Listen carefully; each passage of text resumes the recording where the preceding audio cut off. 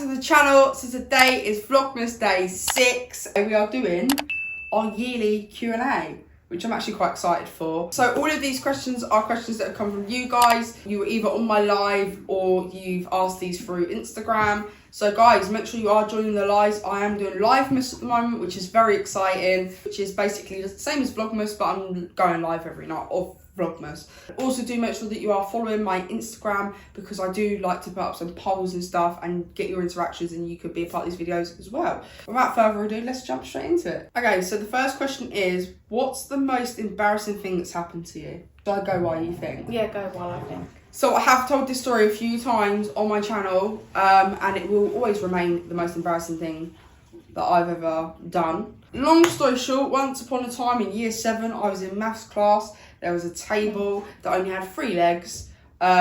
This leg, that leg, and that leg. This leg was non-existent. It snapped off. And before class, like, our table was kind of like the earliest to get into class. So the teacher came over to us and was like, listen, this leg is broken. I've just like placed it underneath the table just so it's flat surface so you can write on it still. He said, but just don't lean on that corner because it will give way. The leg's snapped. It's not attached to the table. So I was like, yeah, cool, no worries. Didn't think nothing of it. About 40 minutes into the class, my pen rolls off the table.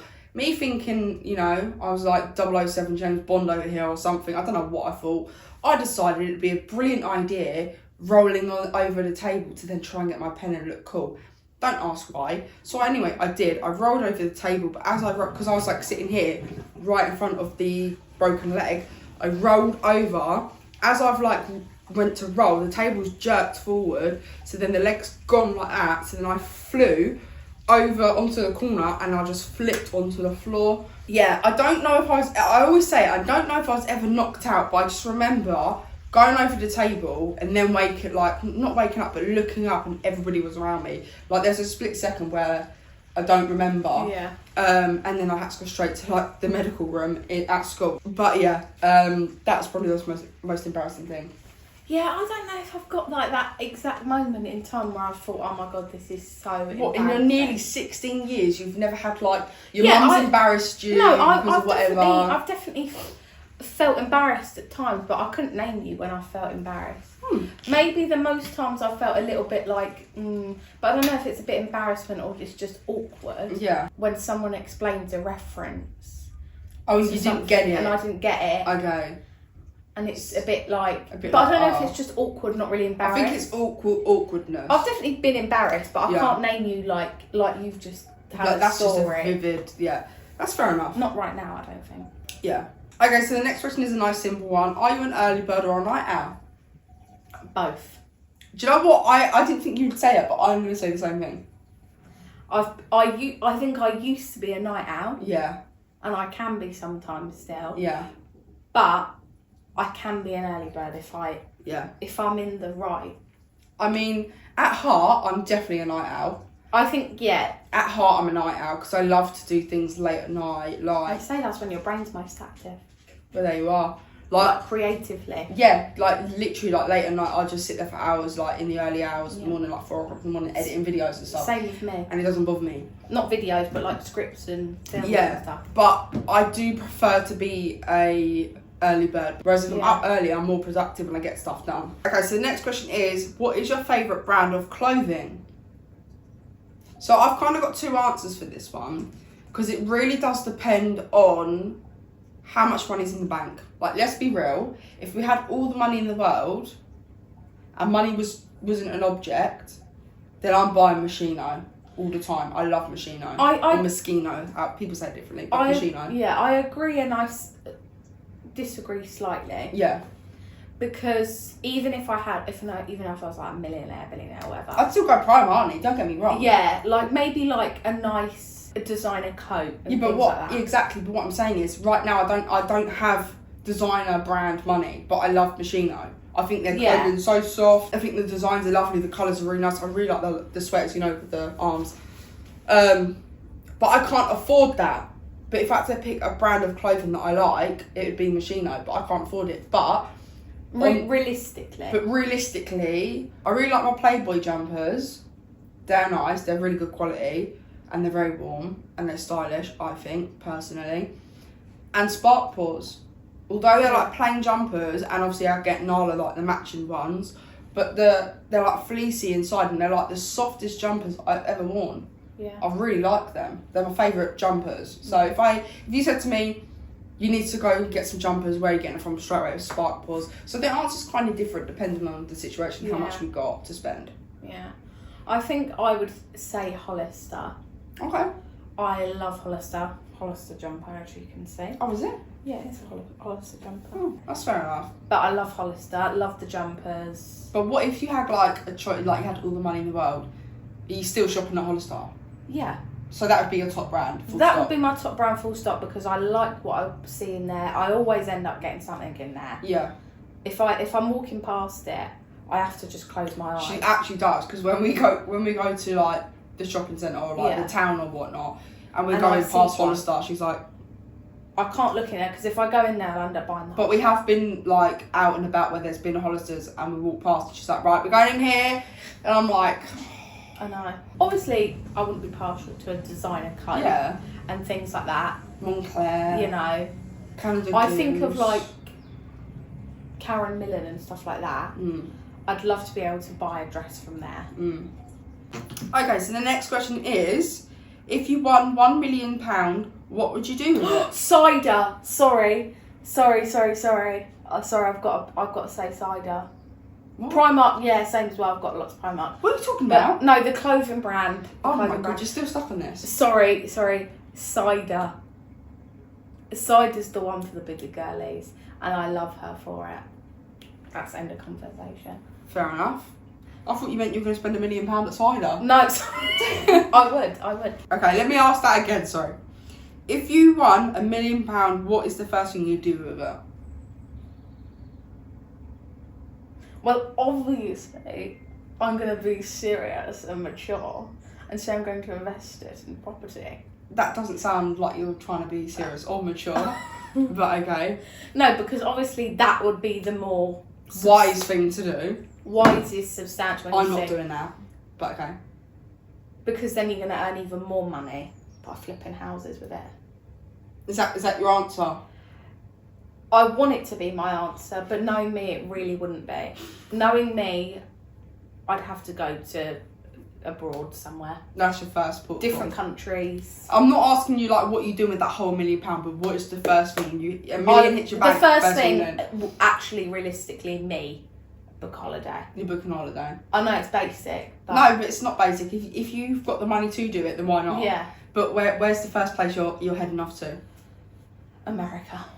I love that, because you want to know my answer. Booking holiday. No, mine isn't booking holiday, but mine is. So I've read into it. New York. Yeah. So I've looked into it loads, because I've always said I am going to move to America at some point, or Canada. That recently has become an option for me. But either which way, I'm definitely 110%. I'd move to Canada later in life. Anyway. Yeah. Either which way, 110% I'm moving to either America or Canada. It's going to happen at some point. So can't wait for that journey. Can't wait to vlog that all. But I've done extensive research, and I can't remember. It's been a while since I looked at the whole visa thing, but I'm pretty sure it cost $500,000 to buy a residency, a green card for America. Like, you can buy them, but it costs a lot of money. So I could have the figures wrong, but if I won £1 million, I'm buying my green card or visa, which I don't know what the difference is. 11/11, make a wish. How funny. I'm talking about moving to America on 11/11. Love that. But yeah, so I'd spend half the money getting my visa. That gives me $500,000 to then move. So find a place, get Nala over there safely. I'd probably go by ferry, which is long, but I'd want to go there with Nala, and I would want to make sure that she's safe. Yeah, I'd get a whole new wardrobe. I'd just basically move and restart my whole life in America. I would love to be in New York just because of Broadway and the money they get compared to the West End. There was a guy talking about it the other day, actually, who was on Hamilton on Broadway. Okay.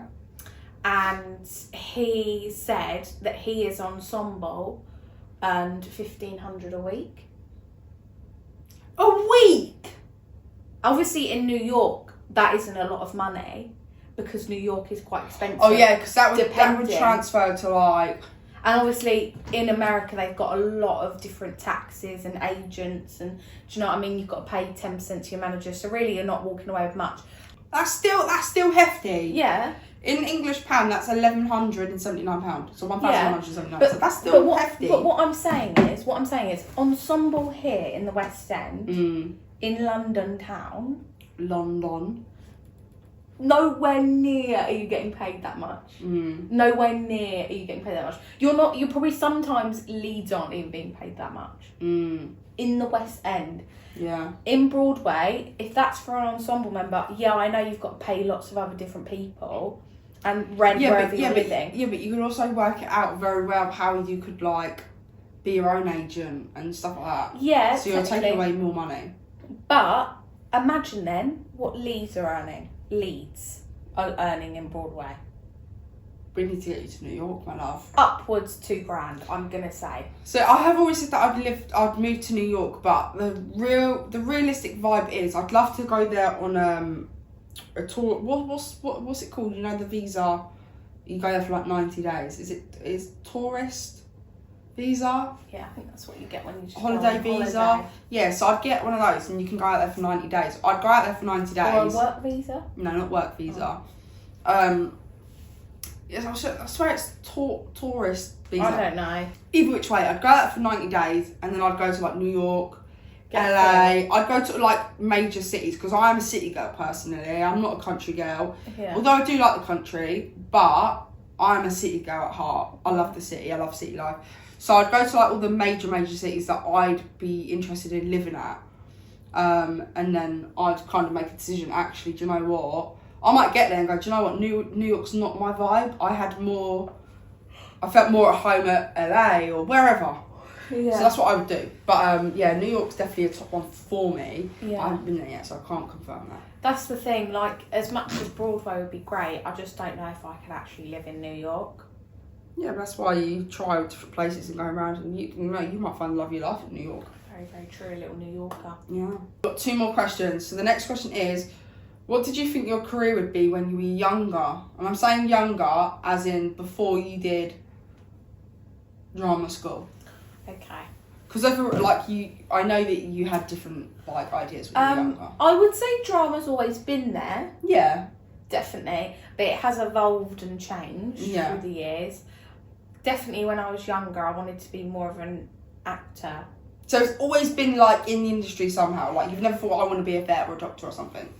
I would say that there was a time in my life, and there still is a little bit of that, like, but not that I would change it completely at all, because musical theatre, definitely. But I used to really want to do forensics. I actually remember that. I do actually remember that. Because I find it really interesting. I still find it interesting. Yeah. But I would say it's always been drama, but younger me would definitely hated the idea of musical theatre. And then obviously a part of me still loves, I directed a short film at my drama school. Yeah. So that opened up a little bit of a spark for directing, script writing. Always done script writing since I was really young. Yeah. Because I love stories and making up stories. So my answer's pretty plain and simple, to be honest with you. No, it's not always been YouTube. I'm saying younger as in like 5, 6, da da da. I never really was one of those kids that was like, when I'm older, I want to be a da da da. Yeah, like, I was never one of those kids. No, like I remember, like I had a bit of a slight phase where I was like, oh, I want to be a vet, and that like quickly brushed over when I realised that you got to deal with like dying animals and and I was like, I'm not feeling that. So yeah, apart from that, I didn't really have an idea of what I wanted to do. Can I say something for you? I don't know. I think I'm about to say what you were going to say. So I will continue, and then if I don't say what you say, you can say it. But, so then obviously from there, I didn't have no idea what I wanted to do. Then I got to about 12 and I was like, I want to do YouTube. And then everybody knows how that went. That is actually kind of my next question, so I won't go too much into that. And then yeah, I didn't have no idea. Even after I went to college, I didn't know what I wanted to do. And then I kind of had like this slight, like, epiphany of being a midwife. Yeah. Is this what you're going to say? I was going to say you wanted to do the... I wanted to be a sonographer as well. Because I love kids, and I've always been really good with kids. And I kind of wanted a job with kids, but then I didn't want to be like a teacher or anything like that. That never really interested me. But I like babies. Like, I think they're so cute. And I've always said, like, birth is such a beautiful thing. Yeah. I've always said it. So I always kind of wanted to be a part of that. So the sonography thing came up first. And that's the ultrasounds, doing the ultrasounds. But then I was like, do you know what? If something happened and there wasn't a heartbeat, that would break my heart. Like telling the mother that, like, and it happens every day. But I'm just such a wimp when it comes to them sorts of situations. And then I started looking into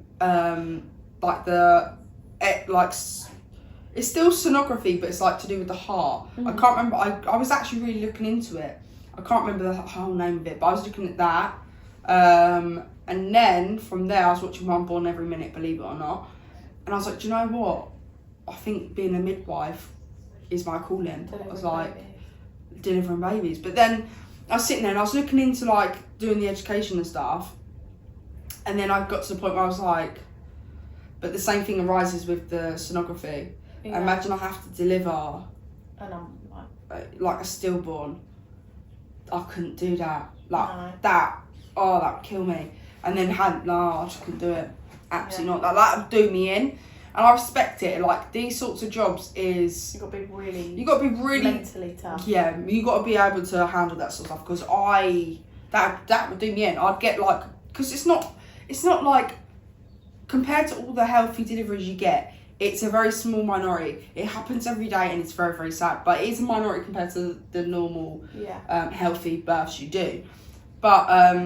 yeah, I just couldn't. As soon as I would get to that situation and I delivered that one baby, I'd be like, right, I'm handing in my notice, I'm done, can't do the job no more. Okay, so the last question is a nice, interesting one, and I will try and keep it short and sweet because this video has been quite long. The last question is, when did you start YouTube? So there's a very, very long answer or a very, very short answer. I'll go in between. Long story short, always wanted to do YouTube from the age of about 12 or 13. Around that time, I decided I'm going to start YouTube. So I then created an account and I posted maybe like 3 or 4 videos. Don't really remember too much about what the videos were. It was around the time of the Kylie Jenner lip kits. So however old I was probably about 13. Because that was one of my videos. They are gone, deactivated. There's no such thing. The channel was gone. There's no way you can find them videos. So don't even try. You can probably find the account, but there's nothing on there. But yeah, anyway, so the videos then got around my school. People were laughing and, you know, making fun of me in my videos. Me back then, very, very sensitive. Not sensitive now. I couldn't give a, you know, what people think. So yeah, I deleted my channel, deleted all the videos, moved on with my life. And then, yeah, then it came to, I mean, I've been saying to you since like 2019, like, I really wanted to do YouTube, really wanted to do YouTube, da, da, da. And then back in end of November, beginning of December 2022, I then approached Brooke, because Brooke has her own channel. If you found it, you found it. If you don't, you don't. But I approached you and I was like, listen, I really want to do it. I don't have the confidence to do it by myself. I didn't. Now I just, you know, this is normal. But at the time I didn't have the confidence, and I was like, look, Brooke, let's just do a channel together. Like, please, like, I can't do it without you. Like, I need your confidence. So yeah, the 2nd of December we filmed an intro. We filmed a little like Q&A thing. Like a little Q&A, like it was a Q&A thing. Like, welcome to my channel.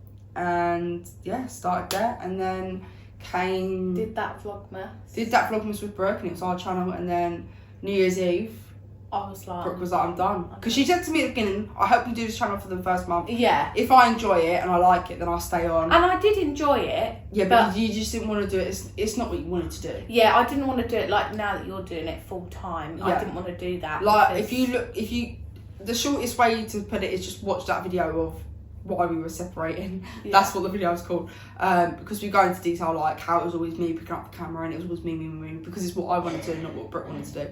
So yeah, so it just got to that point. Brooke was like, you know, she said at the beginning, like, you know, I might stay on, but I'm probably not gonna stay on. Like, I'm too busy with other stuff. So, Yeah. but I will start it with you. So it was expected from me anyway, because we kind of said it throughout that was what was gonna happen. New Year's Eve, Brooke then said, you know, I'm done. It's your channel. You take over. And the first few videos I did solo was so scary because, and I think you can really see the difference. yeah, because I was like, doing the intro stuff like that solo was hard because we used to bounce with each other and it was just easier. But anyway, I've kind of dragged out that answer. But the answer to your question is, technically speaking, I've started this channel 2nd of December 2022. So this year marks 3 Vlogmases. It marks 2 years, but it's our 3rd vlog. Well, my 3rd Vlogmas. Brooke is a part of Vlogmas, but anyway. But it's the 3rd Vlogmas. I still feature myself. She still features. So yeah, that is the answer to that question. Thanks so much for watching, guys, and comment down below some video ideas that you want to see this Vlogmas. So thanks so much for watching, guys. Like, share, subscribe, and hit notification bell so you do not miss when I post. Bye, guys.